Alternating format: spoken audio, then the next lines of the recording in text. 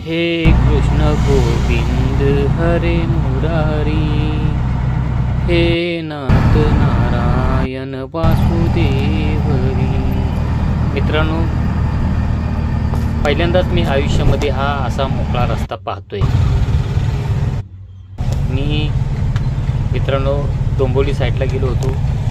तिथून एक भाडं मला मिळालं होतं. आपल्या नवी मुंबई पनवेलचं सुसाट रस्ते पाहिले, बरं वाटलं. मी ते हमेशा ह्या रस्त्याला ट्रॉफिकच ट्रॉफिक, खड्डे मुक्त. जर आपला मुंबई नवी मुंबई एरिया असेल तर आपली प्रगती निश्चित. मित्रांनो, सुसाट गाड्या प्रगतीचं लक्षण असतं. रोड मोकळे असावेत. हमेशा आयुष्यभर बघतोय तर ह्या रोडला प्रत्येक ठिकाणी ट्रॉफिक, खड्डे.